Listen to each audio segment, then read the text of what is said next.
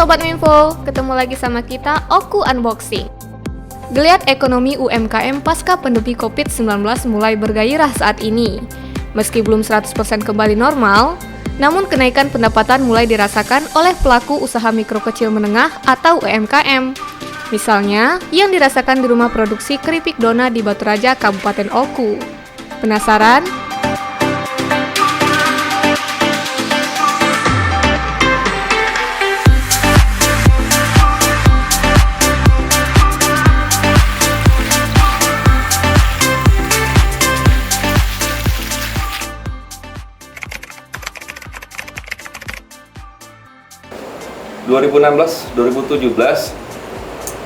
Kita sudah mulai up untuk penjualan yang dahulu hanya cuma online dan delivery dalam kota, dalam lainnya kita titip ke minimarket, supermarket, dalam kota, luar kota, dan luar pulau. Alhamdulillah progres di atas 2017 sampai sekarang itu lumayan besar.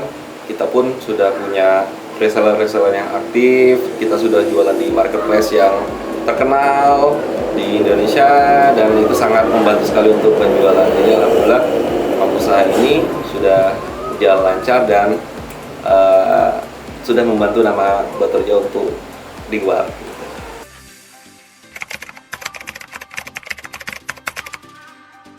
Jadi yang pertama kita bahas soal pandemi.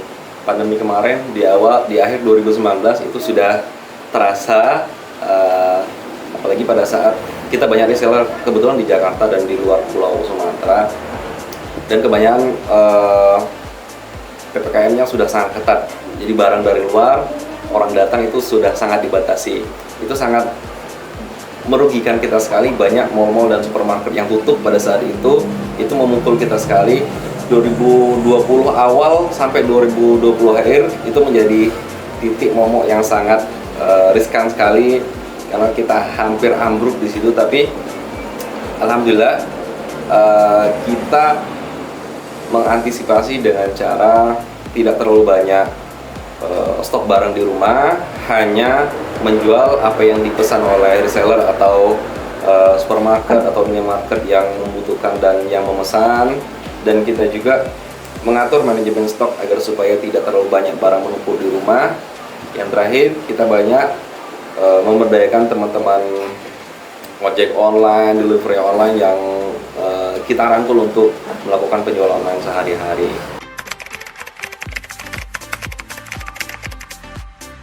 Jadi begini, kita punya marketplace, beberapa marketplace yang bagus lah ya. Ada orange, ada hijau, ada yang berbagai macam lah. Banyak penjualan kami yang didukung oleh marketplace tersebut, banyak didukung oleh sistem COD yang bisa dibayar di tempat dan dimudahkan oleh para jasa-jasa kurir yang bisa ambil ke rumah. Nah, itu sangat membantu sekali. Dan teman-teman jangan lupa, pemberdayaan marketplace ini sangat penting sekali, karena yang pertama, nilai jual produk kita akan dikenal oleh orang luas. Yang kedua, terdongkraknya penjualan kita bukan hanya di dalam kota, tapi kita juga bisa di luar kota. Jadi memang untuk perkembangan internet, teman-teman sekelas UKM dan usaha-usaha kecil harus melek teknologi dan harus memang belajar teknologi untuk mengembangkan usaha kita sampai keluar.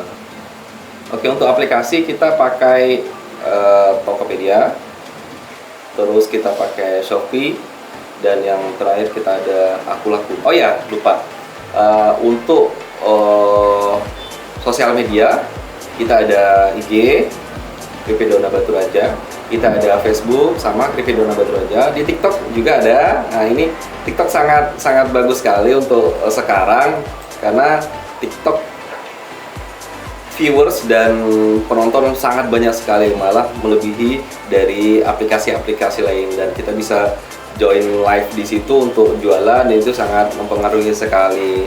Dan yang terakhir, kita pakai aplikasi yang memang mendukung untuk edit segala macam, tapi memang sehari-hari kita juga pakai WhatsApp yang bisa blast ke teman-teman untuk penjualan hari-harian.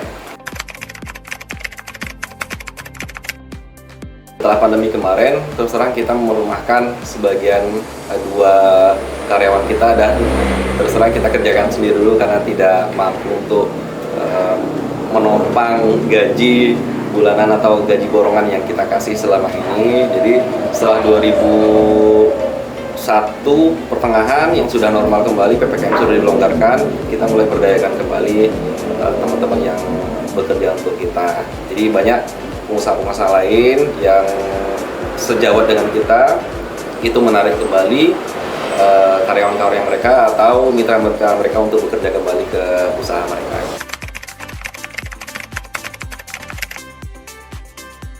Per bulan kita paling sedikit atau situasi normal 15 sampai 20 juta. Situasi yang sedikit kalau ada event dan yang hari-hari besar 20 sampai 25 juta. Pesan kita untuk sesama UMKM, melektor lagi, cari mentor-mentor yang memang bagus untuk meningkatkan penjualan kita, dan jangan lupa untuk tidak malu untuk bertanya ke sesama penjual atau ke teman-teman yang lebih muda. Walaupun usia mereka lebih muda, tapi kalau pengalaman mereka lebih bagus, itu bisa mendongkrak penjualan atau produk kita. Yang kedua, untuk pemerintah lebih memerhatikan para usaha-usaha UMKM, karena terus terang UMKM adalah pendongkrak ekonomi untuk daerah ataupun untuk bangsa. Jadi memang harus kita perhatikan semua yang berusaha dan sedang meranjak berusaha. Kominfo bukan kritik, ini sekedar membangun. Kominfo sekarang ya benar. Kominfo kita lihat sekarang sudah bagus, sering menyiarkan kabar-kabar atau berita-berita yang memang dari daerah, yang produk-produk yang lebih bagus dan sesuatu hal yang menggali potensi daerah. Jadi memang untuk Kominfo, bagi Kominfo OKU di bawah pemimpinan yang kualitas sekarang itu lebih baik.